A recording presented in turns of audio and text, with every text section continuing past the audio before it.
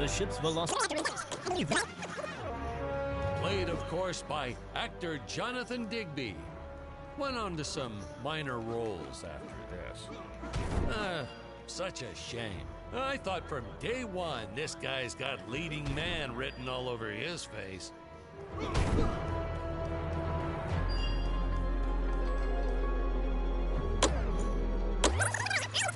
Probably shouldn't have had Dick draw his weapon when he was talking about peas. Well, maybe one day we'll go back and CG it into a sandwich or something instead. Ha!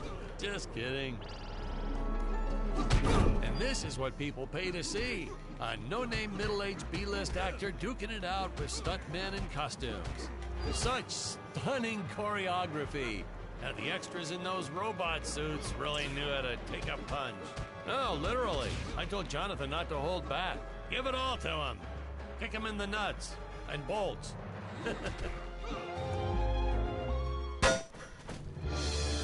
Holy smokes!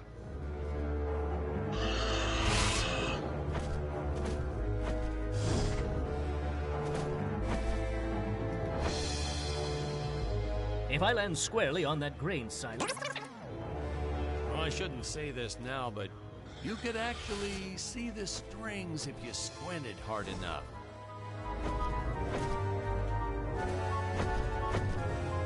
A screenwriting trick from back in the old days. You put a grain silo or some haystacks down and it solves all your gravity-related problems.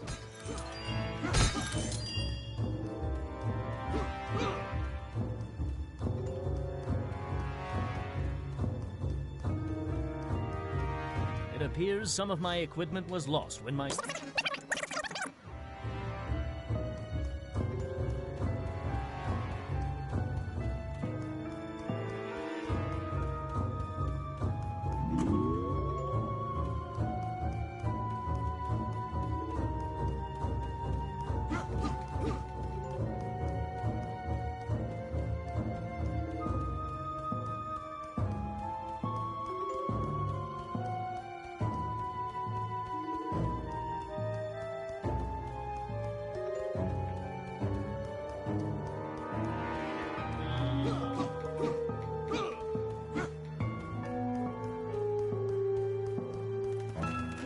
Dinosaurs.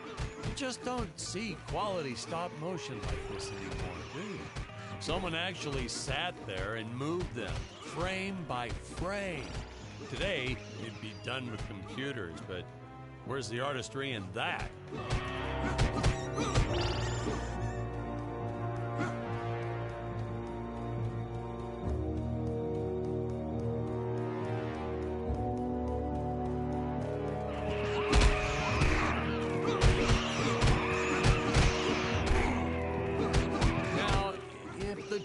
Here look a little plastic. Well, it's because they are. I took them from the set of my last film, Vampire Island 2.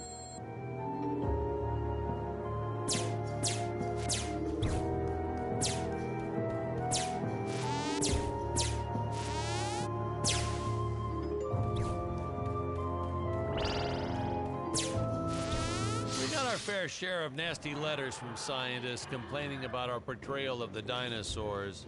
Was news to me. Apparently these stegosauruses weren't meat eaters. Must have preferred shellfish or something. How do they know? That's what I say.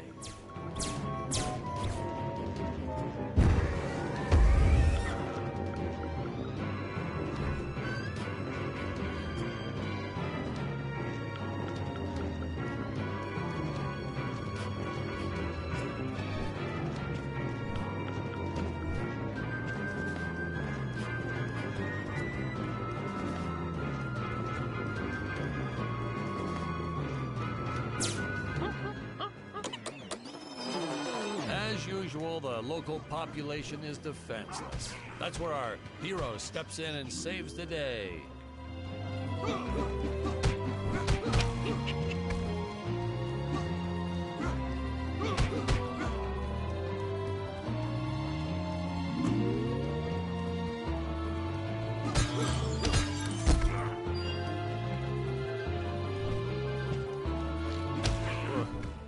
Jonathan through a lot shooting this film. He wasn't the best actor, especially when reacting to getting hit. He's what you call a flincher. So I told the stuntman to really just go to town on him. It's the only way to get an honest performance sometimes. Our props master tried to make the weapons soft, but there's only so much you can do. Lucky for us, Dick's entire body was covered in that spacesuit. That thing was a lifesaver when it came to hiding bruises. You'll notice the gold disappears when Dick touches it. We had a deleted scene that explained he's actually teleporting it back to his ship. It's funny, no one ever questioned how Dick was able to walk around with an infinite amount of gold on him.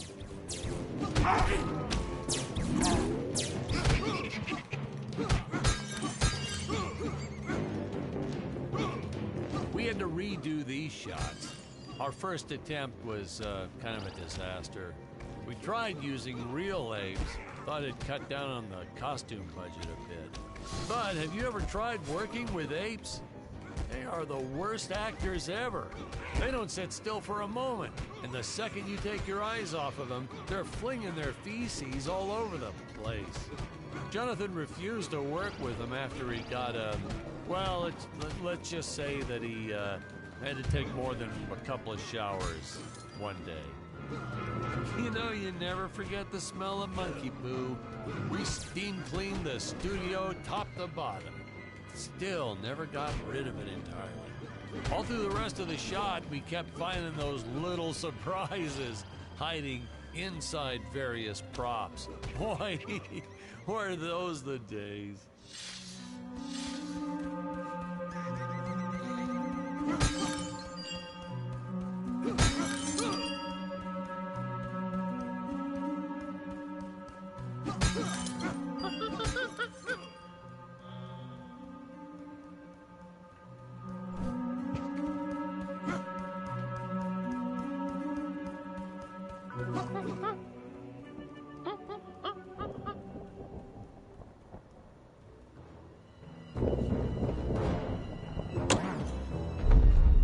Some really top-notch stop-motion effects, huh?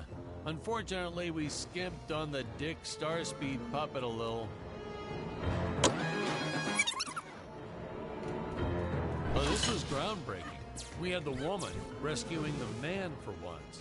We were really ahead of our time with this scene, but well, then again, I've always been rather progressive. The studio execs didn't seem to get why it was such a big deal, though. Sorry, we don't see this as anything unusual. Ha! Of course! It's unusual! A woman would never save the man. It just doesn't happen. Not in the movies, not in real life. I don't know why we didn't get more recognition for this scene. Well, I guess I was just a little too ahead of my time.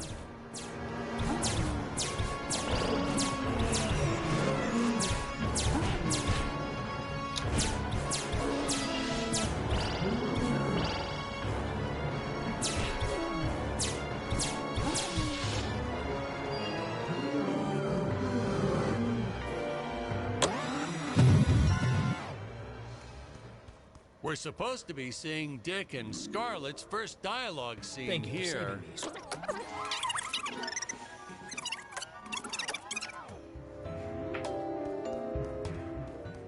So we'll be seeing our first example of teleportation being used by Scarlett right here. As soon as this current shot ends, which should be happening any second now. Huh?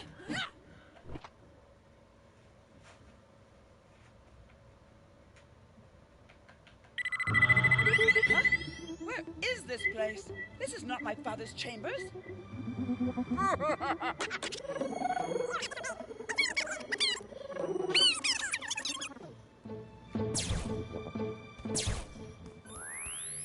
Booster usage.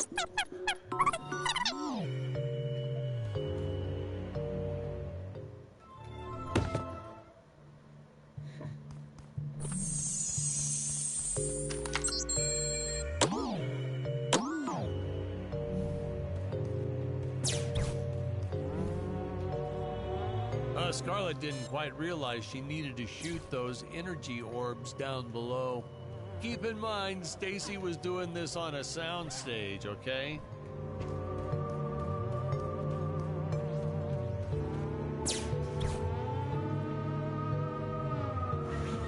Так, что там надо нажать? R1.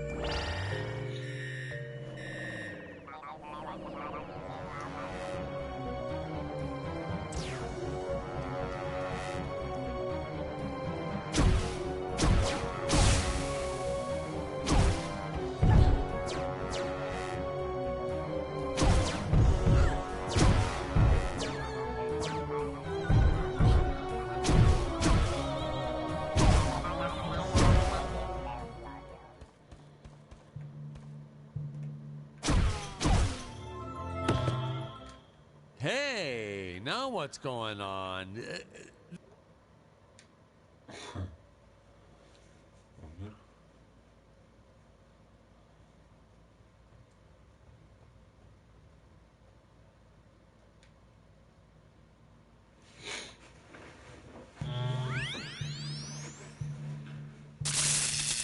The energy imps.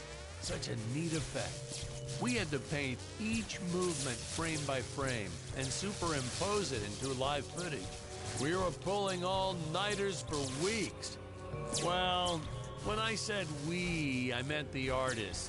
I'm pretty much useless if I don't get a solid 10 hours a night. But they were at it forever. They had to redo it all because I accidentally told them red instead of blue the first time. Artists.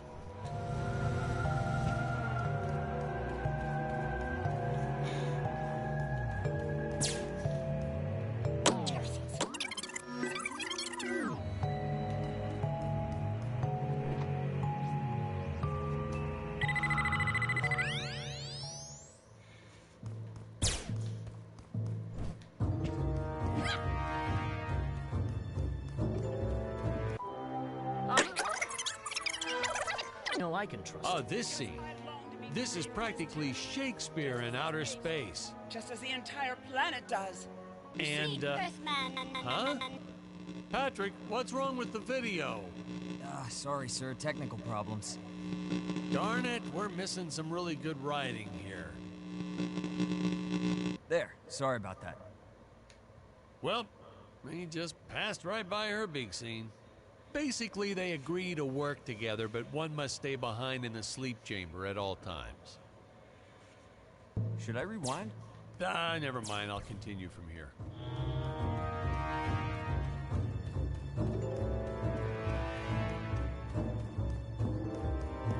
Right from the start, our budget was a little tight, even by standards back then. To make do, Tony shot a couple scenes in black and white. Originally, he intended to use it for flashbacks. But then I had to break it to him. Our film doesn't have flashbacks. We almost made it a silent film just to cut costs.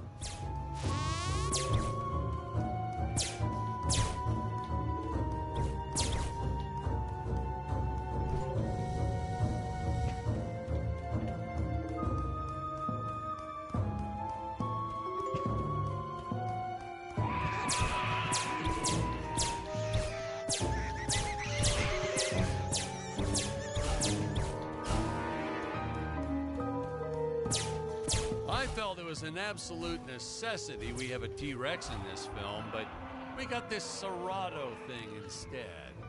Of course, I went through the whole production thinking it was a T-Rex because, really, who can tell the difference anyway?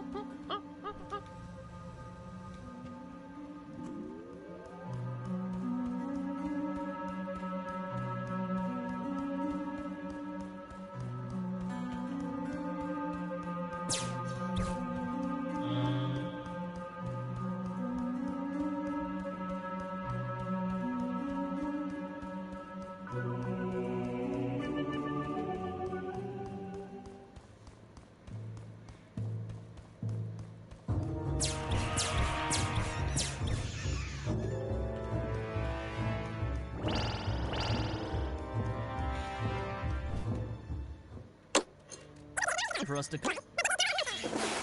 Good screenwriting 101. Always announce the title within the film itself. How else are you going to let the audience know your heroes really mean business? Now, that weapon, it's just an electric shaver, but you know, I bet you'd never guess it was, would you? They look so futuristic.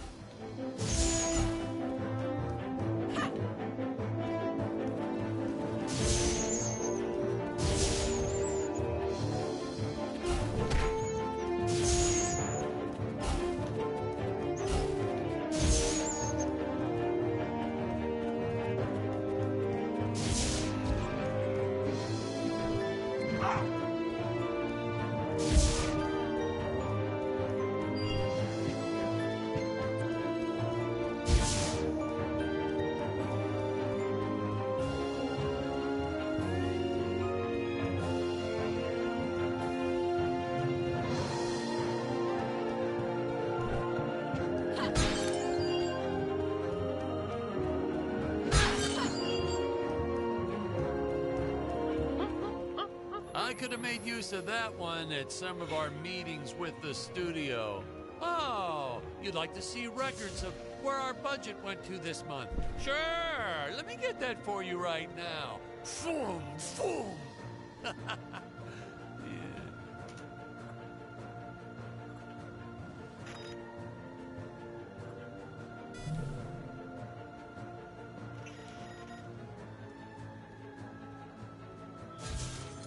Unfortunately, those meetings ended in a much different way.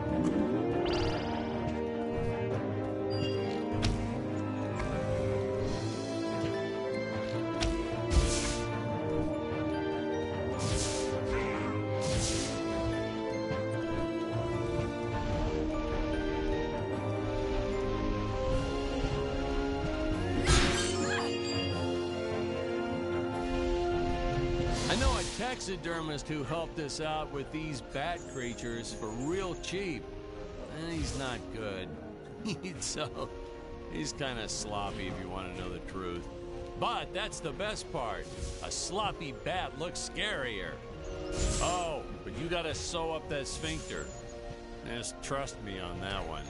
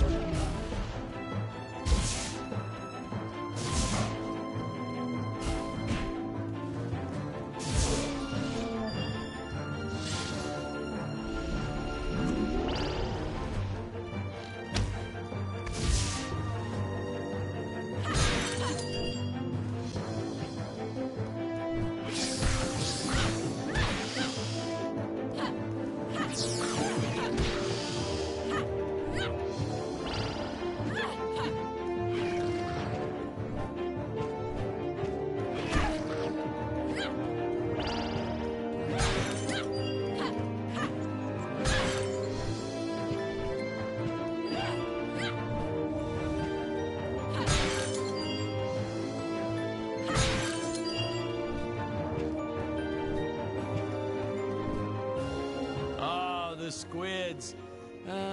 Some board member had these nephews who really wanted to be in the films. They made me cast them as squids. Whatever happened to artistic integrity? If you're going to cast a role not on merit, at least let it be a hot female role.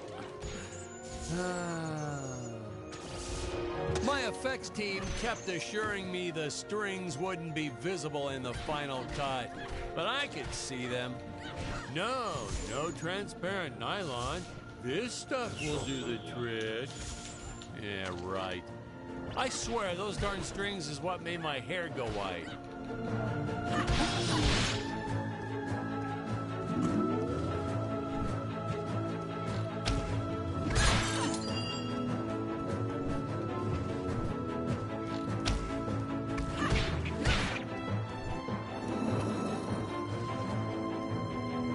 Зашибись, а ты раньше не могла, то есть...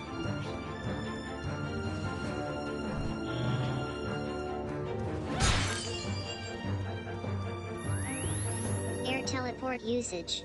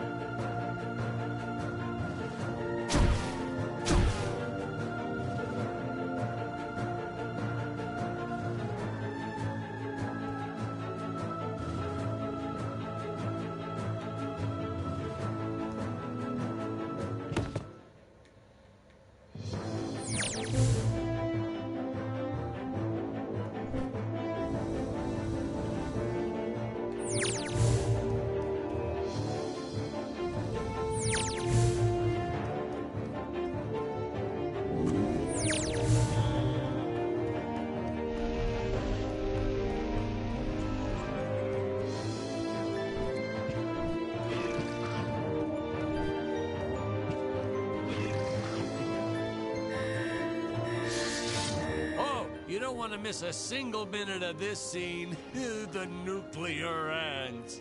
Hey, we need to remind the audience our heroes are climbing a tower. So I needed something that would stick to walls. Originally, we had these web-footed what-have-yous. Not very scary. And then I left some cake out in my trailer, and it was crawling with ants in the morning. And that's when it hit me. What is the most obnoxious thing in the world?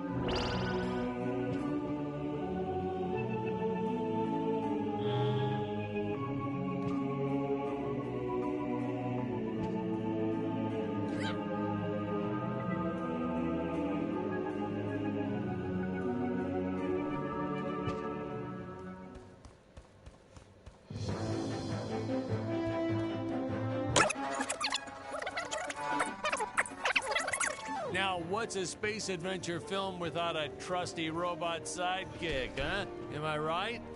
In the original draft, we had Dick and Scarlet team up with an alien from the planet's surface. You know the type, pointy ears, wise and emotionless. But then we came to our senses and realized that a giant tin can robot's way cooler. Besides, everybody was doing the alien thing back then. You know me, I'd rather be a trailblazer.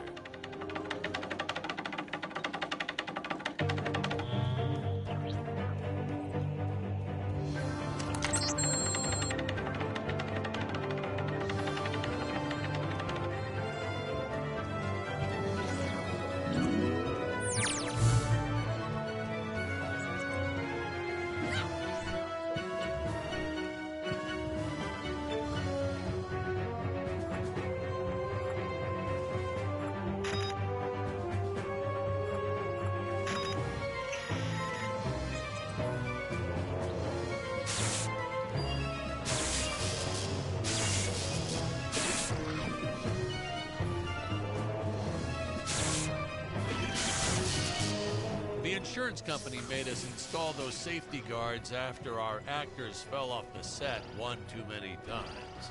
Granted, they kept falling off even with the rails, but thanks to how the contract was laid out, we were no longer liable for their injuries.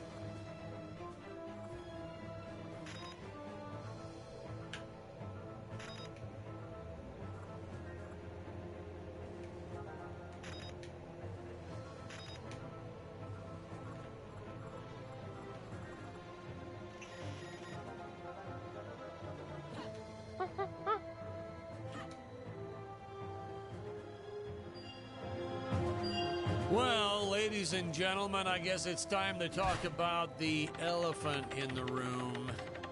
Why on earth does this crazy film have title cards on screen when people aren't talking?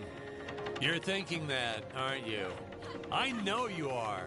I would be too. Well, we had thought about making it a silent film at one point, so we shot a lot of scenes up close like this, with the dialogue written out for the audience to read. Well, when we swapped over to making a talkie, well, we just decided to keep on going rather than reshooting all those scenes.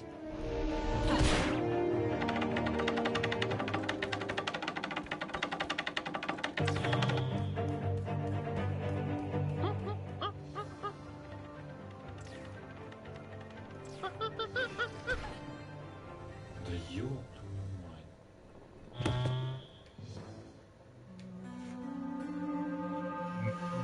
Короче, хрень.